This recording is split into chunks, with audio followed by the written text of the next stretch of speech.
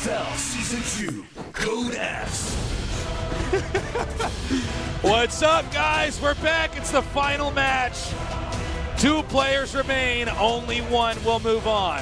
1, 2, 3. Did someone say esports? No. Oh, my I bad. said Code S. Oh, my bad. Which is the same thing! Jin Air Green Wings. SOS. Double thumbs up, as you said, Tasteless. Yeah. That's 1 thumb for each time you won the world championship. Yeah. Maybe he doesn't have to get another, or maybe he has to get another thumb. We just like graft a thumb on him for his 3rd world victory. In the upper left, KT Rolster. Just take a thumb off of you. Soon you're going to be thumbless. Yeah, I'll be thumbless.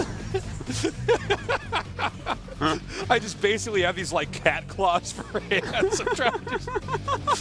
And that was when Tasteless could only play games with a joystick. You have to play very old arcade games or something. It's like he can only play Pac-Man. It's very, very sad. Yeah. But the thing is, he has to get his friends to put the quarters in for him. He can't do that himself. But I tell you, he's great at, if he can find someone to do that, he's great. He's great at Pac-Man. Oh, my God. It's like, well, where did his thumbs go? It's like, well, SOS won 2 more world champions, and by the transitive property of the graphic in Season 2 of 2016, Tasteless had to lose his thumbs. It's like, yeah, it was very clear. It's like, especially because he was Tasteless, and we can use the less still if we take his thumbs. There's no thumb puns with Artosis. No. There's no point to that whatsoever. But then I'm sure you become very passionate. You like a lot of old hard games, so I do, like Tasteless. What do you think about Pac-Man versus Miss Pac-Man? You're like, well, let me tell you, okay? That extra graphical load on the, on Mrs. Pac-Man, and yeah. And sadly, Tasteless was never able to beat Battletoads because that required thumbs to use a controller. So. Yeah, even though frogs don't have thumbs. That's true. Maybe I am a Battletoad. All right, so. You look like a Battletoad. Yeah, pretty much. Sometimes we come in here and we get our makeup done. Because believe it or not, no, we do not look this great all the time. But I don't change very much. Are you kidding me, Artosis? Artosis, when he comes in here, he looks like an ancient emu. But then by the time I look like a very fancy llama afterwards. Thanks for coming down, guys. We saw them outside of the studio.